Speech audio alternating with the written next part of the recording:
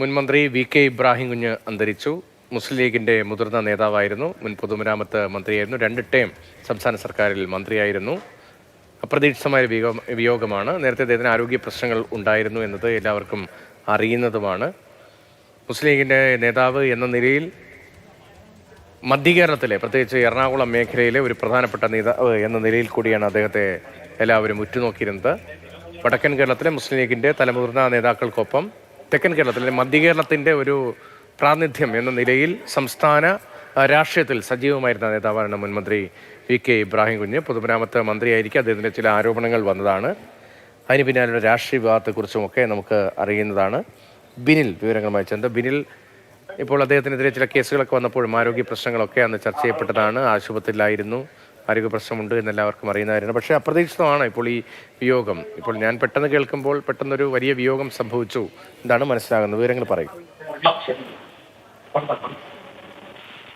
പ്രതീക്ഷയെ മുസ്ലിം ലീഗിനെ സംബന്ധിച്ചിടത്തോളം അവരുടെ ഏറ്റവും പ്രധാനപ്പെട്ട ഒരു മുഖങ്ങളിലൊന്നാണ് ഇപ്പോൾ അന്തരിച്ച വി കെ ഇബ്രാഹിം കുഞ്ഞ്. അദ്ദേഹം ദീർഘകാലമായി അർബുദ രോഗബാധിതനായി ചികിത്സയിലായിരുന്നു. അതിനുശേഷമാണ് ഈ അടുത്ത ദിവസങ്ങളിൽ അദ്ദേഹത്തിന്റെ ആരോഗ്യനില തീർത്തും വഷളാകുകയായിരുന്നു. അങ്ങനെ കൊച്ചിയിലെ സ്വകാര്യ ആശുപത്രിയിൽ കഴിഞ്ഞ കുറച്ച് ദിവസങ്ങളിലായി അദ്ദേഹം ചികിത്സ തേടി വരികയായിരുന്നു. അതിനിടയിൽ അല്പം മുമ്പാണ് അദ്ദേഹത്തിന്റെ മരണം ആശുപത്രി അധികൃതർ സ്ഥിരീകരിച്ചിരിക്കുന്നത്. ഇതിൽ ഈ വി കെ ഇബ്രാഹിം കുഞ്ഞിന്റെ രാഷ്ട്രീയം നോക്കിക്കഴിഞ്ഞാൽ അദ്ദേഹം വളരെ താഴെ തട്ടിൽ നിന്ന് തുടങ്ങിയ രാഷ്ട്രീയ പ്രവർത്തനമാണ് അദ്ദേഹത്തിന്റെ. പ്രത്യേകിച്ച് അദ്ദേഹം ഒരു തൊഴിലാളി പ്രവർത്തകനായി തുടരുന്നു. അവിടെ നിന്ന് ഈ രാഷ്ട്രീയത്തിൽ, മുസ്ലിം ലീഗ് രാഷ്ട്രീയത്തിലെ ഒരു പ്രധാനപ്പെട്ട മുഖങ്ങളിൽ ഒന്നായി വി കെ ഇബ്രാഹിം കുഞ്ഞ് മാറുന്നു എന്നതാണ്. പി കെ കുഞ്ഞാലിക്കുട്ടിക്ക് ഒരു ഘട്ടത്തിൽ രാജിവെച്ചൊഴിയേണ്ടി വരുമ്പോൾ പകരക്കാരനായി മന്ത്രിസഭയിലേക്ക് വരുന്നത് വി കെ ഇബ്രാഹിം കുഞ്ഞാണ്. അത്തരത്തിൽ മുസ്ലിം ലീഗിന്റെ ഏറ്റവും പ്രധാനപ്പെട്ട തലങ്ങളിൽ, അല്ലെങ്കിൽ അതിന്റെ ഏറ്റവും നിർണായകമായ കാര്യങ്ങൾ തീരുമാനിക്കുന്ന പി കെ കുഞ്ഞാലിക്കുട്ടി അടക്കമുള്ളവരുമായി ഏറ്റവും അടുത്ത ആത്മബന്ധമുണ്ടായിരുന്ന നേതാക്കളിൽ ഒരാളാണ് വി കെ ഇബ്രാഹിം കുഞ്ഞ് എന്നതാണ് ഏറ്റവും പ്രധാനപ്പെട്ട കാര്യം. അദ്ദേഹം ആദ്യം MLA ആകുന്നത് മട്ടാഞ്ചേരിയിൽ നിന്നാണ്. മട്ടാഞ്ചേരി മണ്ഡലത്തെ തുടർച്ചയായി അദ്ദേഹം പ്രതിനിധീകരിച്ചു. മട്ടാഞ്ചേരിയിൽ MLA ആയിരിക്കുകയാണ് അദ്ദേഹം ആദ്യമായി വ്യവസായ മന്ത്രിയായി മാറുന്നത്. അത് പി കെ കുഞ്ഞാലിക്കുട്ടി രാജിവെച്ച ഒഴിവിലേക്കാണ് വി കെ ഇബ്രാഹിം കുഞ്ഞ് എന്ന മധ്യ കേരളത്തിലെ പ്രധാനപ്പെട്ട ഒരു നേതാവിനെ മുസ്ലിം ലീഗ് കൊണ്ടുവരുന്നത് എന്നതാണ് അദ്ദേഹത്തിന്റെ മുസ്ലിം ലീഗ് രാഷ്ട്രീയത്തിലുള്ള അദ്ദേഹത്തിന്റെ ഏറ്റവും വലിയ പ്രാധാന്യം. നമ്മൾ മനസ്സിലാക്കേണ്ടത് അങ്ങനെയാണ്. പി കെ കുഞ്ഞാലിക്കുട്ടിക്ക് പകരക്കാരനായി വ്യവസായ മന്ത്രിയായി വരുന്നു. അതിനുശേഷം ഉമ്മൻചാണ്ടി മന്ത്രിസഭയിൽ അദ്ദേഹം കളമശ്ശേരി നിയോജക മണ്ഡലത്തിൽ നിന്നാണ് മന്ത്രിയായി മാറുന്നത്. അന്ന് പൊതുമരാമത്ത് വകുപ്പ് മന്ത്രിയായിരുന്ന ഘട്ടത്തിലാണ് പാലാരിവട്ടം മേൽപ്പാലം അഴിമതി കേസിൽ അദ്ദേഹം പ്രതി ചേർക്കപ്പെടുന്നത്. ആ രാഷ്ട്രീയ വിവാദങ്ങളെ കുറിച്ചാണ് നേരത്തെ രതീഷ് സൂചിപ്പിച്ചത്.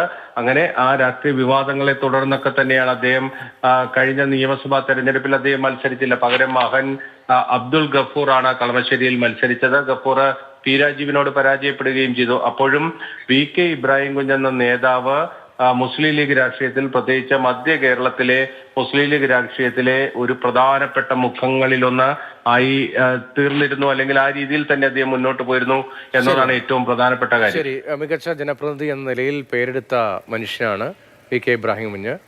വടക്കൻ കേരളത്തിൽ നിന്ന് വ്യത്യസ്തമായി തെക്കൻ കേരളത്തിലെ മധ്യ കേരളത്തിന്റെ ഭാഗമായ ഒരു ലീഗിന്റെ തലയെടുപ്പുള്ള നേതാവ്, പ്രധാനപ്പെട്ട സുപ്രധാന തീരുമാനങ്ങൾ എടുക്കാൻ ശേഷിയുള്ള നേതാവ് എന്ന നിലയിലൊക്കെ അദ്ദേഹം കേരള രാഷ്ട്രീയത്തിൽ ശ്രദ്ധേയമായിരുന്നു. 2001 12,183 വോട്ടിൻ്റെ ഭൂരിപക്ഷം, 2006 15,523 വോട്ടിൻ്റെ ഭൂരിപക്ഷമായി മട്ടാഞ്ചേരിയിലെ വിജയം അദ്ദേഹം ആ തിളക്കം വർദ്ധിപ്പിച്ചു.